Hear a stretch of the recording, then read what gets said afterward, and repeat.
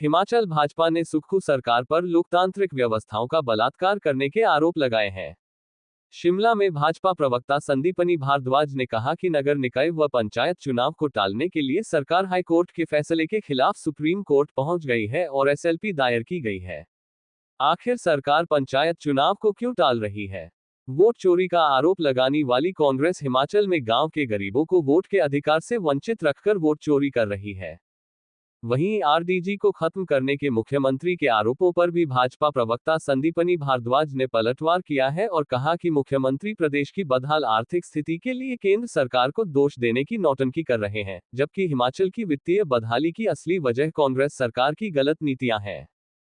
मुख्यमंत्री आरडीजी बंद होने का रोना रोकर जनता की सहानुभूति बटोरना चाहते हैं, लेकिन उन्हें यह जवाब देना चाहिए कि केंद्र सरकार ने हिमाचल को जो हजारों करोड़ रुपए की सहायता विभिन्न योजनाओं के तहत भेजी, उसका उपयोग विकास कार्यों में क्यों नहीं हुआ।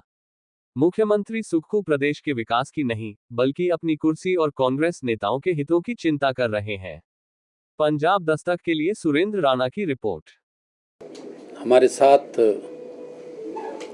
आदरणीय संजय सूद जी, जो पार्टी के यहाँ से प्रत्याशी भी रहे और पूर्व कोषाध्यक्ष हैं। मेरे छोटे भाई करण जी, जो मीडिया को पूरे प्रदेश में हेड करते हैं। आज की ये जो प्रेस वार्ता है, ये आदरणीय मुख्यमंत्री जी की जो घबराहट है और जो उनका बिना मतलब का वक्तव्य है आरडीजी को लेकर के, ये बड़ा दुर्भाग्यपूर्ण है। मैं आदरणीय मुख्यमंत्री जी से जानना चाहता हूं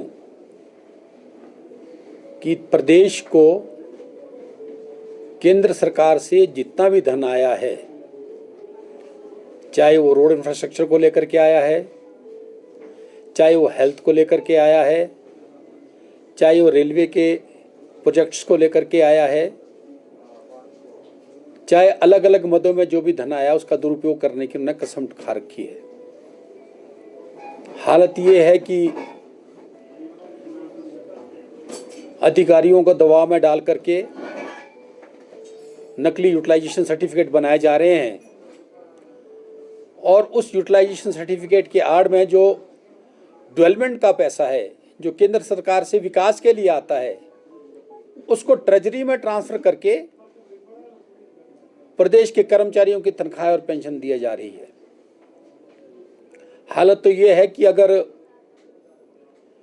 जीएसटी का पैसा समय रहते हुए केंद्र में ना आए तो तनख्वाह देने के लिए भी 1 तारीख से 10 तारीख तक के दिन आगे करने पड़ते हैं। पेंशन की तो बात ही छोड़िए। हालत यह है कि आपसी होड़ इतनी ज़्यादा है अधिकारियों और राजनीतिकों के बीच में कि जो टेंडर 30 करोड़ रुपए की डीपीआर के बाद प्रोसेस के लिए और एग्जीक्यूशन के लिए जाता है, बार बार कैंसिल करने के बाद वही काम नए सिरे से 100 से 120 करोड़ रुपए तक उस कार्य को करने की फ्रेश डीपीआर बना करके नए एस्टीमेट्स के साथ नए टेंडर में डाला जाता है। ये सब मैनिपुलेशंस हैं। ये अपने लोगों को अबलाइज करने की बात है। जो नैरेटिव इन मुख्यमंत्री ने सेट किया कि ये प्रदेश के लिए नहीं, सिर्फ अपने लोगों के लिए हैं, वो नैरेटिव को ही आगे बढ़ा रहे हैं।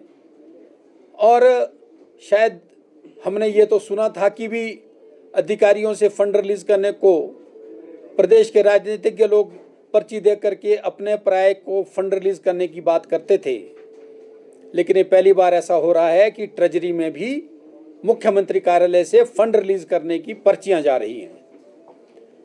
जो बिल्स, जो एलओसीज रिलीज होने के बाद डिफरेंट विभाग में ट्रेजरी को फॉरवर्ड कर दी गई, उनको रोका जा रहा है और रोकने के बाद उन्हीं पैसों को रिलीज किया जा रहा है जो उनके अपने हैं, उसकी पर्चियां ट्रेजरी में दी जा रही हैं। ये बहुत दुर्भाग्यपूर्ण है और ये प्रमाणित करता है कि ये जो उनके अपने लोग हैं उनको मोबिलाइज करने का एक फॉर्मूला इजाद किया है।